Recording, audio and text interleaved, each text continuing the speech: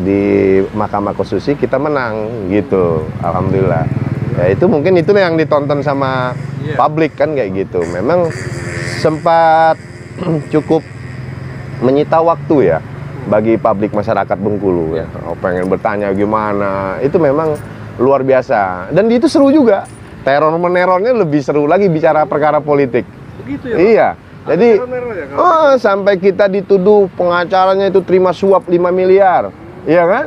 Terus komisioner KPU itu dituduh terima suap berapa? 10 miliar. Kan luar biasa. Itu baru fitnahnya, itu belum teror menerornya, mengancamnya. Emang luar biasa. Tapi kita nggak tahu itu dari kubu mana. Kita nggak nuduh gitu ya. Tapi itu terjadi. Tapi itu juga seninya. Jadi seorang lawyer itu, pengacara itu di situ gitu loh, bro.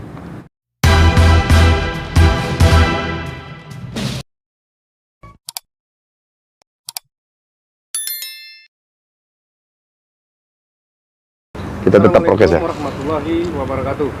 Waalaikumsalam warahmatullahi wabarakatuh. Hari ini kita merancang podcast dengan bersama salah seorang pengacara kondang Bengkulu. Beliau adalah abang kita, Hotman Parisnya Bengkulu.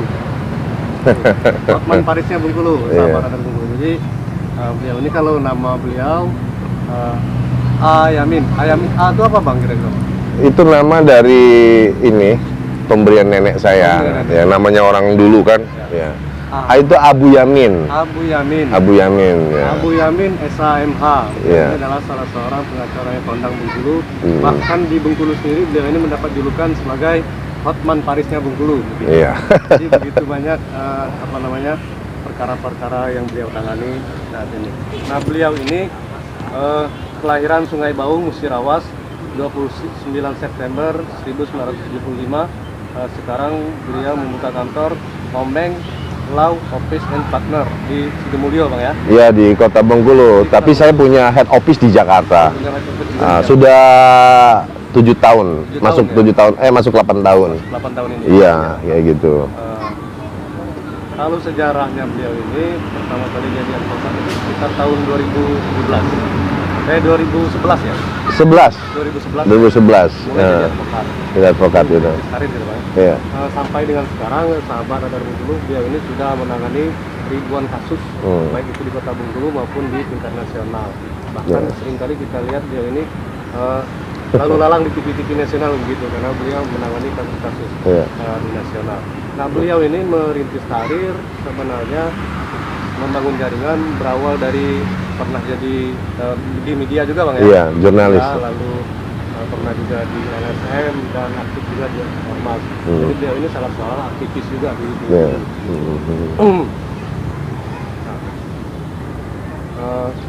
penanganan kasus yang beliau lakukan sebenarnya tidak melulu hanya karena persoalan uang dan sebagainya, tapi ada juga human interest. Iya.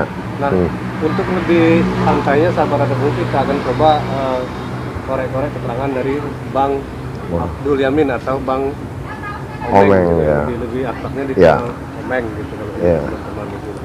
Bang, apa kabarnya Bang? Alhamdulillah baik ya.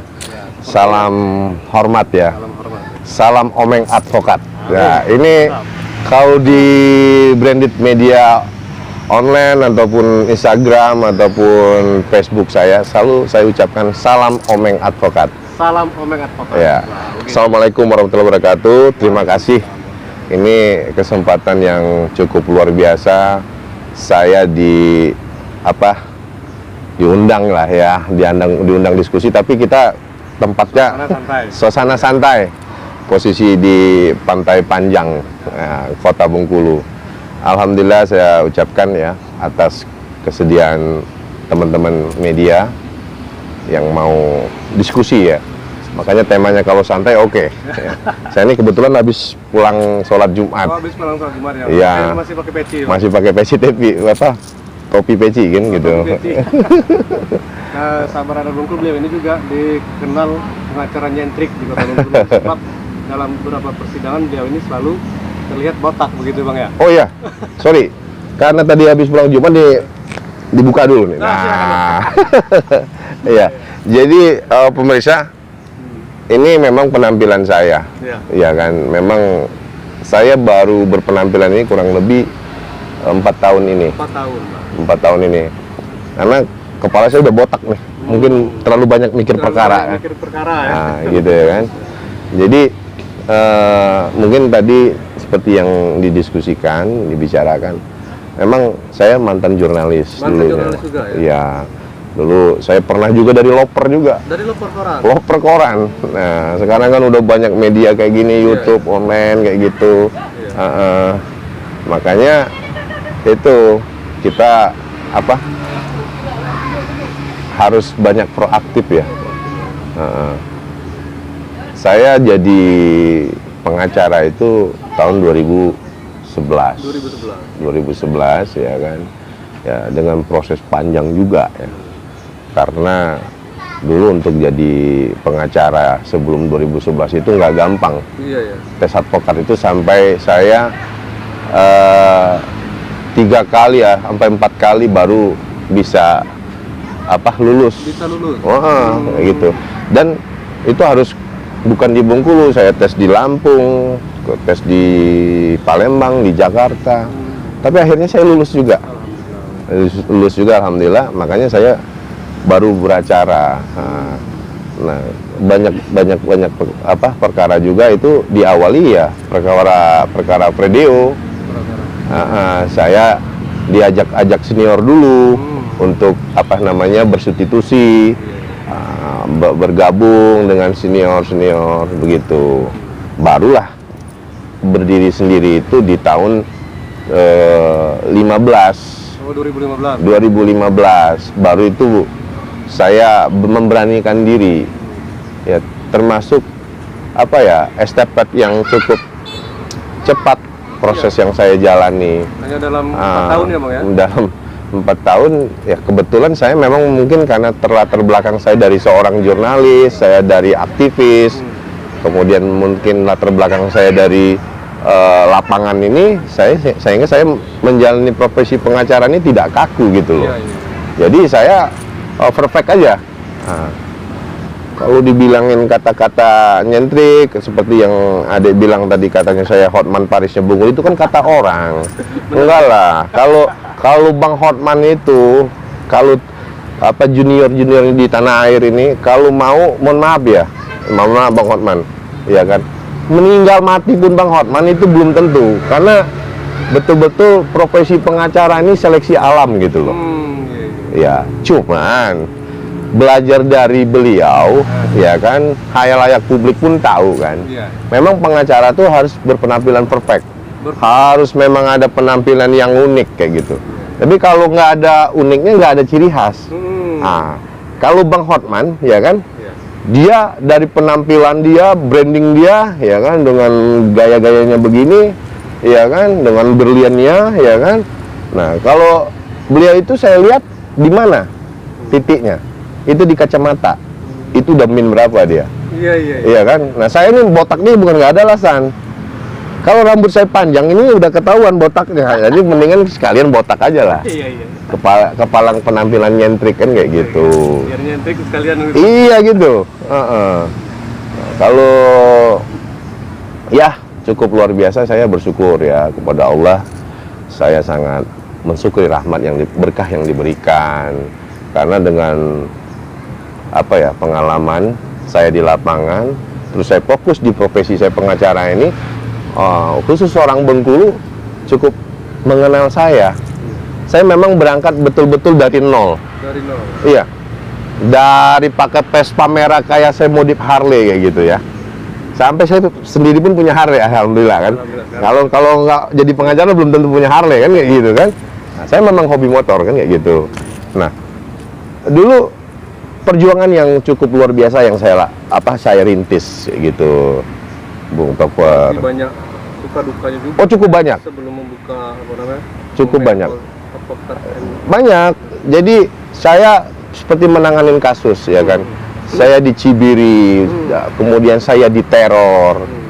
Tapi kalau saya nggak menanganin perkara-perkara yang gitu ya, nggak mungkin bisa seperti ini mental yang harus saya bangun. Kan kayak gitu. Jadi memang ada proses alam yang menuntun langkah karir saya. Gitu loh bos. Sudah sangat dikenal di Bengkulu. Ya, alhamdulillah. Sampai sudut-sudut desa itu dikenal ini Bang Omeng ini kan. Kalau ini lebih terkenal dipanggil Omeng gitu kan. Iya, kayak gitu. Itu dapat gelar Omeng itu gimana tuh? Jadi gini, kebetulan saya itu dari keluarga memang ada keturunan juga. Nah, jadi keturunan Tionghoanya juga ada, ya, tapi sebenarnya bukan Omeng, Aming. Aming. Ya, Aming. ya, jadi biasa panggil Omeng. Oh gitu. Tapi saya Cipan. Apa tuh Cipan? Cipan apa? Cina pantai. Karena saya hitam. Cina pantai, berarti lebih gelap ya Bang? Iya, tapi kan sudah keturunan kayak gitu. Berapa gitu? Iya, itu ceritanya. Itu sejarah nama panggil. Makanya dengan keakraban itu sehingga lekat nama itu sehingga saya tempelin sekalian lah. Iya. Jadi saya buat law firm saya itu Omeng Law Office and Partner. Gitu. Di Sidomulyo. Jadi di Kota Bengkulu ya awalnya. Itu di Timur Indah. Timur Indah. Sekarang masih di situ. Masih, cuman saya punya head office. Head office. Iya, head office saya di Jakarta. Di daerah Kemanggisan. Iya. Di situ kantor head office saya. Jadi, bagaimana Bang ini membagi waktu? Kan Bengkulu ini kan dekat kalau kita naik pesawat. Nggak nyampe 2 jam, cuman 1 jam berapa menit kan? Gitu. Jadi memang kadang saya pergi pagi sidang, sore saya udah pulang ke Bengkulu. Gitu. Kalau ada perkara-perkara di luar ya, kalau misalnya saya berangkat terbang ke Kalimantan, itu baru saya nginap kayak gitu. Sehari 2 hari terus pulang lagi. Kita kan bisa beracara dimanapun, ya kan? Selagi orang memang percaya memberi kuasa kepada kita. Yang penting kan syaratnya SKK-nya, surat kuasa khusus ya kan? Wah itu. Surat kuasa khusus. Iya dong, gitu. Akhir-akhir ini kan sangat dikenal lagi ya, tambah populer lagi ya. Iya. Karena Abang menangani kasus menjadi pengacaranya KPU. Oh ya, KPU Provinsi. Ya Pilkada 2020 kemarin, sehingga di akhir tahun sampai ke awal tahun 2021 ya, perkara Pilkada pemilihan kepala daerah Gubernur Bengkulu, kebetulan alhamdulillah kantor hukum Omeng Law Office dipercaya menjadi kuasa hukum KPU Provinsi. Nah, kebetulan ada kandidat pasangan calon yang mungkin nggak terima kenyataan, ya menggugat lah, ya kan, bahwa dia tidak terima kekalahan, dia gugatlah ke Mahkamah Konstitusi. Makanya KPU Provinsi mempercayakan kami gitu. Kebetulan leader chairman-nya betulan saya kan. Nah, jadi alhamdulillah kita menuntaskan perkara tersebut di Mahkamah Konstitusi, kita menang gitu. Alhamdulillah. Ya itu mungkin itu yang ditonton sama publik kan kayak gitu. Memang sempat cukup menyita waktu ya bagi publik masyarakat Bengkulu ya. Pengen bertanya gimana, itu memang luar biasa. Dan itu seru juga. Teror menerornya lebih seru lagi bicara perkara politik. Begitu ya? Iya. Jadi ya, sampai kita dituduh pengacaranya itu terima suap 5 miliar. Iya kan? Terus komisioner KPU itu dituduh terima suap berapa? 10 miliar. Kan luar biasa. Itu baru fitnahnya, itu belum teror menerornya, mengancamnya, emang luar biasa. Tapi kita nggak tahu itu dari kubu mana, kita nggak nuduh gitu ya. Tapi itu terjadi. Tapi itu juga seninya. Jadi seorang lawyer itu, pengacara itu di situ gitu loh, bro. Itu. Jadi ada perang psikologi dulu. Ada dong, pasti. Iya. Apalagi yang perkara-perkara begitu kan perkara politik kan. Nah, itu loh. Kalau KPU itu ceritanya kemarin di situ. Sebelum KPU ada juga banyak perkara-perkara lain. Saya di Bengkulu banyak menanganin perkara-perkara khususnya tipikor. Ya, kurang lebih dari tahun 2015 ya. 15 sampai tahun 2018. Nah, 15, 16, 17, 18, 4 tahun itu hampir rata-rata 85% perkara tipikor di Pengadilan Negeri Tipikor Bengkulu ini itu saya yang pegang. Yang pegangnya Pak? Itu makanya. Jadi boleh dikatakan udah apa ya? Udah apa ya? Bahasa latahnya itu udah muak juga sih sebenarnya. Cuman tapi gimana, publik orang kan percaya sama kita. Nggak mungkin, saya tolak ya, nggak mungkin kan? Nah, tapi terpaksa kita tangani dengan profesional kita kan kayak gitu. Tidak, jangan dibilang terpaksa. Itu sudah kalau terpaksa itu kasar ya. Ya, tapi ya itu kewajiban kita ya, sebagai pengacara ya harus kita tanganin gitu. Harus ditangani dan clear. Clear diselesaikan. Apapun keputusan kan bukan di pengacara, kan di hakim. Iya, kepastian hukum itu kan ada di hakim gitu. Berarti selama 4 tahun tadi ada berapa kasus tuh, Bang? Mungkin Abang masih ingat ya? Aduh, udah lupa lah. Saya kadang-kala ya tim itu, saya kan nggak kerja sendiri. Iya. Ada tim-tim saya juga, rekan-rekan advokat, adik-adik kita yang tergabung. Saya kan nggak mengikat sama mereka. Saya bisa pilihan ke mereka, gitu. Tapi Chairman Komandonya ke saya juga, gitu. Ada kasus yang membuat Abang puas misalnya, menang kasus ini sangat puas. Ini menarik juga sih sebenarnya. Tapi ini momen pengklarifikasian ya. Ada pertanyaan ya, Pak Omeng katanya kan ke saya itu kan, perkara apa yang paling pelik dan susah, ya kan? Satu pertanyaan. Pertanyaan yang kedua, kemudian perkara apa yang paling mudah Pak Omeng nggak tangani di dalam menangani perkara? Terus saya jawab, kalau perkara itu saya bilang mau susah mau mudah itu semuanya sama. Terus dia bingung, kok dianggap sama semua? Loh, saya bilang, ini perlu saya klarifikasi, gitu.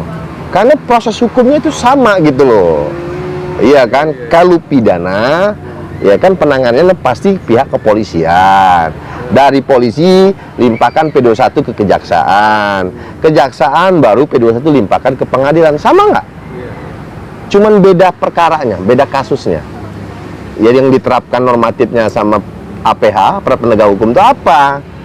Pasal berapa? Cuman itu, tapi prosesnya sama. Ya kan? Ya. Kemudian perkara perdata, itu pun sama. Ajukan gugatan, ya kan? Ke pengadilan, ya kan? Ada penggugat, ada tergugat. Sama aja kan? Yang membedakannya apa? Warna perkara tersebut. Warna perkara. Warna perkaranya itu yang banyak narasi kronologisnya yang berbeda-beda, kan kayak gitu. Itu loh. Itu aja sih yang saya bisa jawab. Tapi nggak bisa saya jawab karena pengacaranya begini loh jawabnya ya. 10 pengacara, ya kan? Itu bukan 10 pendapat sama dengannya. Bisa 11, bisa 12 kayak gitu. Bingung kan? Iya, bisa gitu. Iya, itulah orang hukum. Kalau udah ngumpul orang hukum tuh 10 atau 20, nggak bisa kalian katakan pendapatnya 10 atau 20. Kalau 10 bisa 11 pendapat, kalau 20 bisa 21 pendapat. Nah, yang satu pendapat. Nah, ini kan pertanyaan yang menarik nih. Nah, ini gimana nih Bang satu pendapatnya itu? Siapa ini, Bang? Nah, bisa pendapat yang satu itu pendapat Tuhan atau pendapat setan. Oh, gitu. Waduh, seru juga ini. Jadi gini loh, maksudnya bukan mengejas kalimat yang kasar begitu. Pasti beda pendapat. Oh, maksudnya. Nggak sama kayak gitu. Soal kajian. Iya, kajiannya. Tapi ya tetap diliteraturkan penerapan itu dengan normatif yang baku terhadap penerapan hukum itu pasti ada normatifnya. Kenapa bisa ada satunya berbeda? Itu pengembangan pendapat empirisnya. Itu rasional logika hukumnya seperti itu. Gitu loh, Bro. Iya. Jadi kalau 10 orang hukum, iya. ada 11 pendapat. Iya. Begitu. Itu sudah pakemnya dari sana, Bang ya? Dari sono-sononya gitu. Iya, dari bahalanya begitu. Dari saya mulai kenal dunia hukum seperti itu. Kan begitu.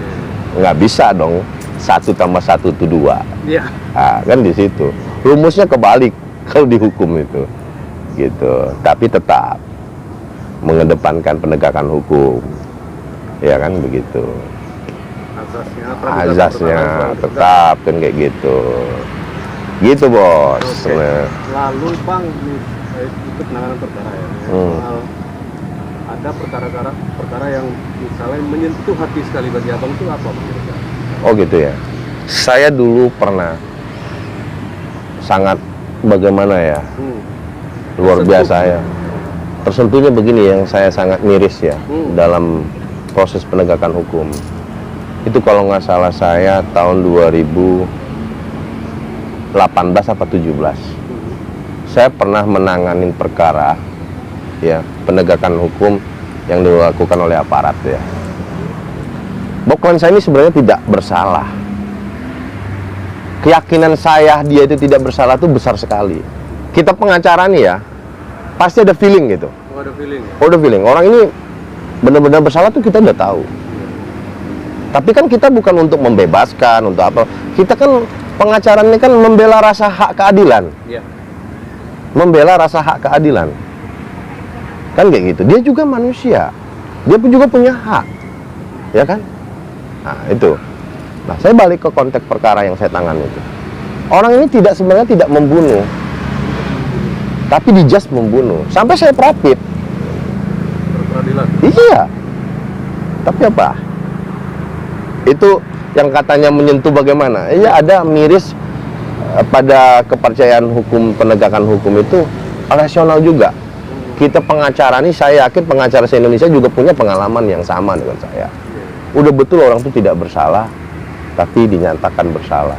Tapi inilah dunia hukum kita. Itu 2017.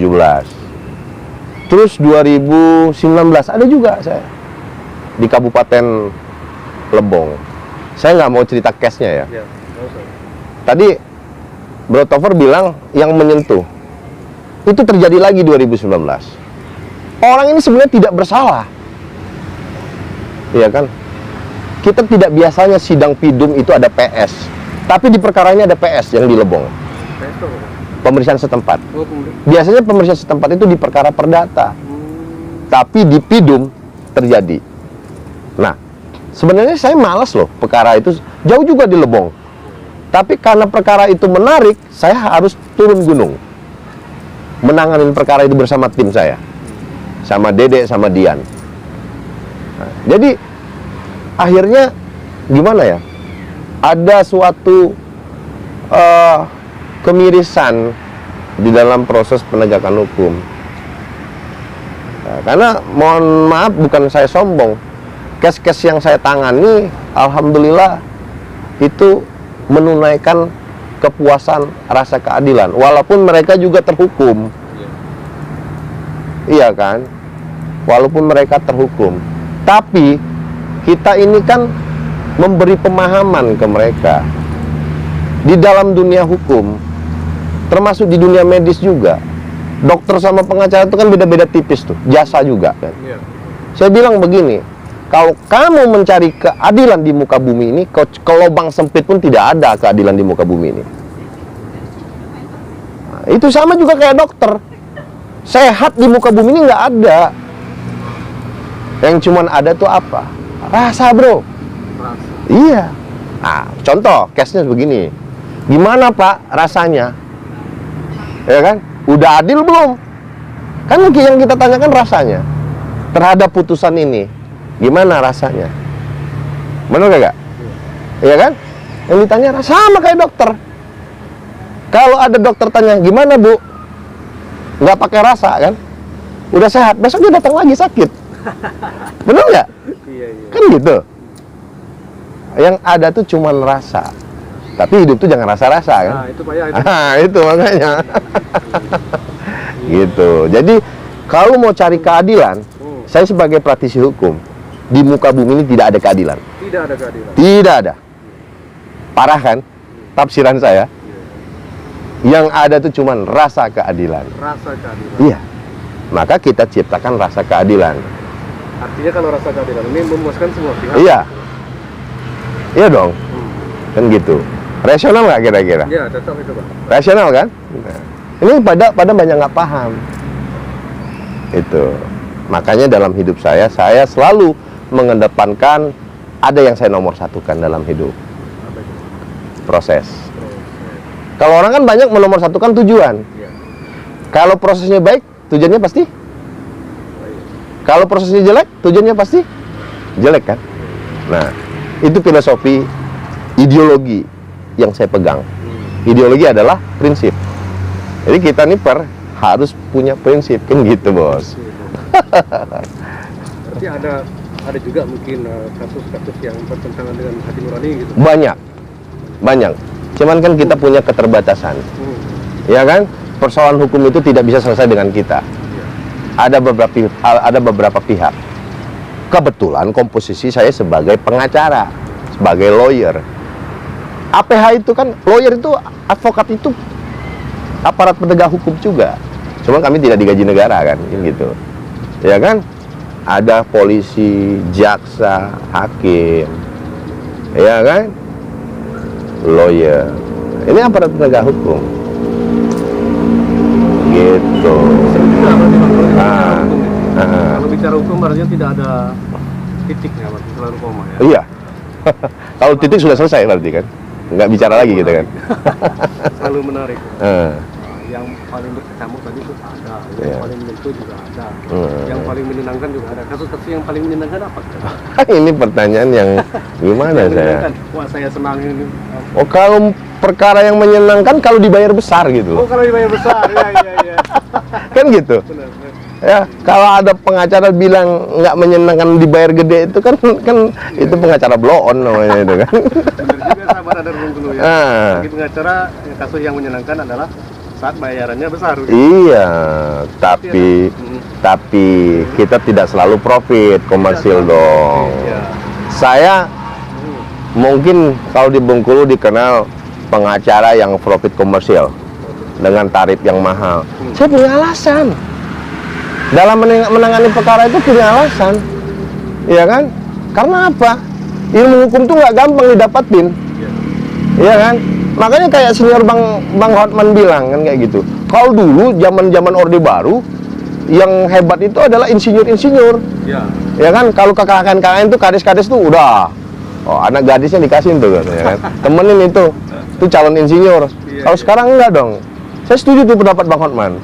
Jadi berbanggalah bagi sarjana-sarjana hukum. Sarjana hukum? Ya, iya dong. Karena nggak mesti jadi pengacara, dia bisa juga drafting konsep, bisa jadi konsultan. Jadi kalau boleh saya sarankan punya keluarga saudara ambil hukum. Ambil hukum? Iya. Kan kayak gitu. Dia bisa bekerja di perusahaan. Kenapa? Negara kita negara hukum. Gitu. Nah, jadi dia bisa bekerja di mana-mana kalau orang hukum itu. Bisa masuk ke semua. Iya, enak loh jadi pengacara nih, Bung Topper. Benar, Pak. Iya. Jadi kalau enak, kita mau jadi pengacara. Iya, tapi kuliah hukum dong. Oh, kuliah hukum juga. Iya, syaratnya kuliah hukum. Ngangguran banyak acara ini. Enggak, kayak gini loh. Pengacara itu, saya bilang katakan enak ya. Kliennya punya hotel, dia punya hotel. Bener nggak? Iya. Kliennya punya perusahaan pabrik, dia punya pabrik. Karena dia kuasa hukumnya kan. Iya. Bener nggak? Orang presiden, jenderal, polisi kalau bermasalah hukum butuh pengacara nggak? Itu. Jadi saya cukup bangga jadi seorang lawyer. Untuk saat ini, Pak. Hah? Karena dirintis dengan proses yang begitu ini. Enggak, sampai mati saya harus bangga. Bukan saat ini. Ya kalau ada karir saya nanti ke depan itu bicara lain kan. Iya dong. Kalau misalnya ada peluang-peluang untuk terjun ke politik, gimana? Abang ambil nggak? Iya, kita lihat situasi. Kita lihat situasi. Saya kan harus bicara dengan keluarga. Keputusan itu kan nggak bisa saya ambil sendiri. Karena kalau udah turun di luar real, itu yang lain lagi ceritanya. Konsekuensinya udah berbeda. Konsekuensinya udah berbeda. Sudah berbeda. Tantangannya juga berbeda. Kan gitu. Katakanlah misalnya Apa nih? Bang sudah cukup dikenal di Provinsi Bengkulu sebagai salah seorang lawyer, maka ada dari partai politik misalnya yang mau menarik abang untuk jadi salah satu calegnya, abang akan terima atau bagaimana? Ya kita lihat dulu. Nggak bisa semerta-merta respon itu dengan ambisi nafsu, itu nggak bisa. Kita pelajari, telah dulu konsepnya bagaimana, ya kan? Karena untuk yang seperti yang kamu bilang, misalnya ada partai politik mau menggandeng ataupun itu, ya kita kan melihat dulu visinya mau bawa di mana, ya kan? Kalau bicara siap, siapapun siap, bener nggak? Oh, itu bertolak belakang dengan pola pikir, katanya. Pola pikir yang gimana? Kan penjabarannya belum selesai, belum ditawarin penjabaran masalah apa yang harus diselesaikan kan gitu. Benar nggak? Rasionalnya. Itu sahabat Radar Bengkulu. Jadi kalau kita ngobrol dengan seorang pengacara ini tidak ada titik, selalu Iya. koma. Jadi panjang, banyak ini kajian-kajian Iya. begitu Bang ya. Perlu, karena begini, kalau seorang pengacara itu kalau nggak ditimbang, nggak dipelajari, nggak dianalisa, itu akan timbul suatu permasalahan yang tidak baik ke depannya. Jadi kita orang hukum ini harus mengkaji betul, ya, pendek panjangnya itu dikaji betul, nggak serta-merta ditelan, Iya, telan mentah-mentah gitu. nggak bisa. Itu kan mengedepankan nafsu. Iya, iya, iya. Kita tahu semuanya kan pakai proses kan, yang saya bilang tadi. Saya lihat dulu, saya kaji diri dulu, layak nggak sayanya, mampu nggak sayanya. Mampu dalam tanda kutip, mampu dari finansial, mampu dalam menangani. Karena menjadi kepala daerah sekarang nggak apa ya, nggak gampang Iya. dalam tanda kutip. Oke, dia mampu tuh, ada teman saya tuh, tapi belum tentu. Ternyata dia ngomong empat mata, ada beban-beban yang harus dipertanggungjawabkan. Tapi saya nggak nolak. Kalau ada orang percaya, Ada percaya ya. iya kan? Ada tawaran. Semuanya kalau bersama ya kenapa tidak? Kayak 2024 misalnya kan, ada pemilihan wali kota. Ah, ini ngaco nih, mulai nih. Ini kayaknya saya digiring nih ceritanya. Iya. Andai kata ada orang yang mau menggandeng abang gimana Bang? Ya saya lihat dulu orangnya siapa, iya kan? Potensi menang atau tidak gitu. Ya satu itu, iya kan? Yang kedua, ya kan, kalau saya pribadinya, saya belum konsen loh, saya masih muda, Masih muda. iya kan? Untuk pengabdian menjadi kepala daerah itu apa ya, masih betul-betul melihat situasi negara, ya kan? Berat loh, nggak gampang loh, karena ngelihat situasi apa keadaan daerahnya juga. Jangan asal ditelan, oh ya gini-gini. Orang kan banyak tatat-tatat, nanti tengah jalan. Karena begini sifatnya, brother. Saya itu kalau udah turun ke politik, ya saya maunya menang, Iya. bukan kalah kayak gitu. Iya. Itu saya berjuang bagaimana saya nggak mau kalah. Ini gitu. Kalau politik ya. Kalau dunia, Juang harus menang. iya dong.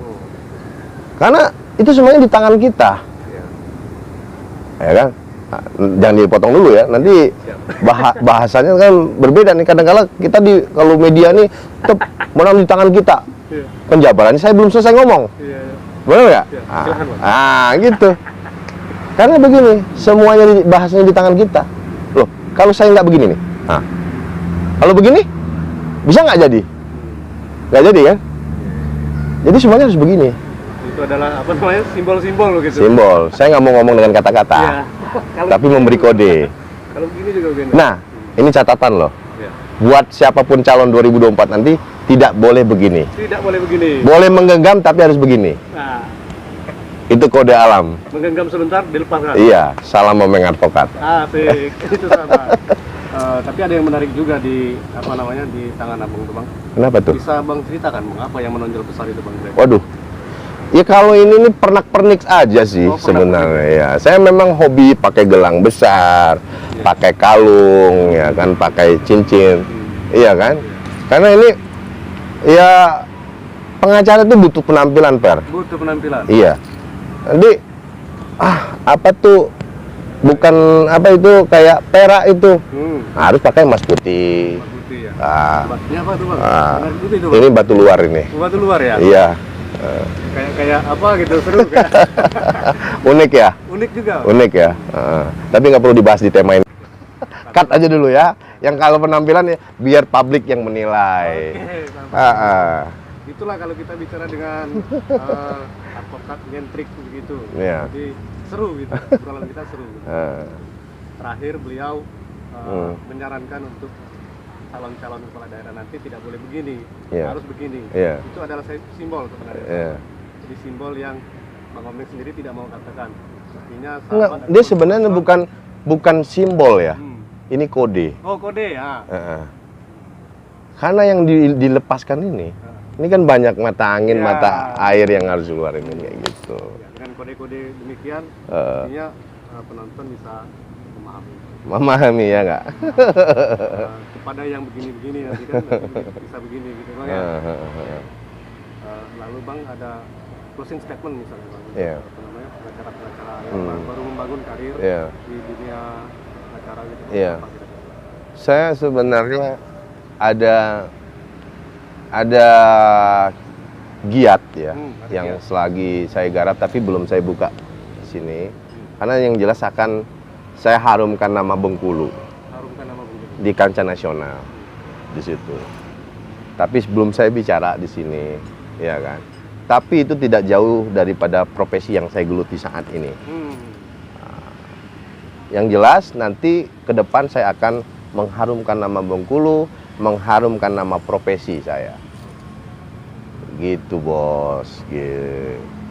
Kalau untuk yang lain-lainnya biar publik lah, ya kan. Ini acaranya sedikit dadakan ini. Jadi biar seru, sahabat. Jadi ngalir aja kita ya kan. Jadi kalau mau saya lihat karenanya kayaknya Bro Topra habis bahan dengan saya bicara ini ya kan.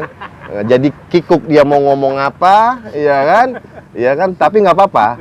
Kita kan banyak session yang lain ya kan. Ini session ditodong ini kayaknya kan. Tapi nggak apa-apa, kreatif yang penting kita lakukan. Kita harus ciptakan karya. Ya kan? Mana karyamu? Ya kan, jangan banyak berteori. Kalau teori doang nggak ada gunanya. Sekarang kita banyak praktek. Pertanyaan yang terakhir tadi bang, closing statement. Ada kiat-kiat khusus untuk pengacara yang baru mulai. Ya. Apakah misalnya dia harus fokus atau apa misalnya? Oke, ini memang pertanyaan yang cukup menarik. Ya, saya cukup prihatin. Ya, dengan pengacara-pengacara muda saat ini, ya kan? Karena begini, mereka berpikir melihat Instagram ataupun dunia maya tentang profesi pengacara, lihat Bang Hotman atau lihat pengacara yang lain harus berpenampilan, nggak ada gunanya. Tolong jaga, ya, tolong dijaga betul-betul harkat martabat profesi seorang lawyer. Yang dibutuhkan publik itu ini. Jadi lu harus pada belajar dulu dengan senior atau memang betul-betul dikatamin betul. Iya, ini baru sumpah jadi pengacara udah sok hebat, udah bisa beli mampu mungkin kredit pula kan. Wah, tapi ya nggak butuh yang kayak gitu. Kalau saya sih butuhnya ini. Kalau untuk penampilan itu ngalir. Ngalir. Ada brand sendiri. Iya, nanti ada brand sendiri. Nanti untuk pengacara muda itu jangan nafsunya itu mengedepankan, oh saya nanganin perkara ini. Nah, terus satu lagi, ya kan, tolong dong, ya jangan pula murahan gitu. Ya kita kalau lu mau betul predio, aktifin LBH dong. Ini enggak, dia aktif di LBH enggak, tapi dia profit komersil, tapi memurahkan harga. Perkara nggak selesai. Saya banyak betul nih. Kantor hukum Omeng Law Office ini cukup banyak, khusus di Bengkulu aja ya. Dikit-dikit sebelumnya pengacaranya siapa? Si Anu. Akhirnya saya tukang nyuci piring orang. Tukang nyuci piring. Iya, mohon maaf bahasanya. Berat kata kan saya harus menyelesaikan perkara orang. Kan kasihan orang yang membutuhkan rasa keadilan tadi. Dia udah habis uang, udah habis waktu, pikiran. Apa kalian nggak kasihan? Nah, tapi saya nggak nuduh loh siapa pengacaranya.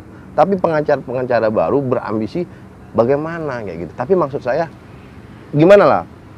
Harus betul-betul profesional lah. Ya, jangan kalian mudahkan lah. Oh, gampang kayak gitu. Boleh. Saya kan sering ngomong, saya maunya jadi Indomaret kayak Alfamart. Saya bilang, apa lu mau gua ada. Ibarat dagang di Alfamart itu kan kita mau beli susah ada kan.